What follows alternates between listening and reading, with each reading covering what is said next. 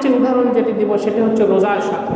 দেখেন নামাজ কত গুরুত্বপূর্ণ ইবাদত, তারপরেও শুধুমাত্র কাফেররা সেজদা করে বলে ওই সময় আমাদের নামাজ পড়া নিষেধ।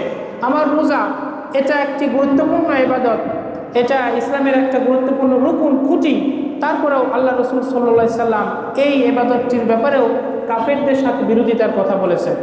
আমরা এই যে আশুরার 10তম দিনে মুহররম মাসের 10 তারিখে যে আশুরার রোজাটা রাখি, আল্লাহর হাবিব সাল্লাল্লাহু সাল্লাম যখন মদিনায় গেলেন তিনিও তখন নির্দেশ দিলেন।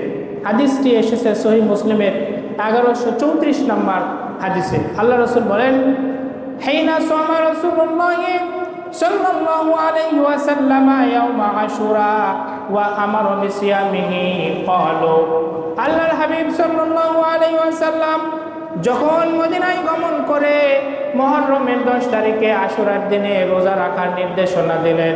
সাহাবারা তখন বললেন, ইয়া রাসূলুল্লাহ ইন্নাহু ইয়াউমুন, মুহররমের 10 তারিখে এমন একটা দিন, ইয়াউমুন তুআজ্জিমুহুল ইয়াহুদু ওয়ান নাসারা, এই দিন ইহুদি নাসারারাও দিনটাকে সম্মান করে, বিশেষভাবে পালন করে, আয়োজন অনুষ্ঠান করে। ফাকালা, তখন নবীজি বললেন, ফাইদা কানাল আমুল মুকবিলু ইনশাআল্লাহু সুন্নাল ইয়াউমাত তাসিআ, তাহলে এই বছরের আশুরার দিন যেহেতু চলে গেল, আগামী বছর যদি আমি বেঁচে থাকি তাহলে মুহররমের 10 তারিখের আগে 9 তারিখেও আমরা আরেকটা রোজা রেখে নেব।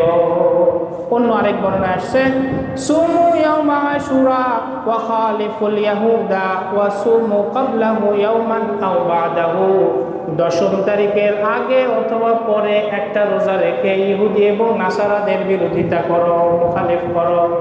আল্লাহর হাবিবের এই বর্ণনা থেকে বোঝা যায় ইহুদি নাসারা তথা অমুসলিমরা যে ইবাদত করে, যে আয়োজন করে, যে উৎসব করে, যা কিছু তারা আয়োজন করে পালন করে, তাদের সাথে মুসলমানদের আয়োজন উৎসব ইবাদত মিলে যাবে এমন কোনো কাজ করার অনুমতি আল্লাহ রাসূল দিলেন না। আল্লাহ রাসূল বলেন, খালিফ, যেহেতু 10 তারিখে মুহররম মাসে তারাও সম্মান জানায়, আয়োজন করে, উৎসব করে, পালন করে, তাহলে তোমরাও করবা, কিন্তু বিরোধী তাদের সাথে মিল রেখো না। হয়তো আগে একদিন রোজা রাখো, পরে একদিন রোজা রাখো, তাহলে তাদের সাথে একটা অমিল তৈরি হয়ে গেল।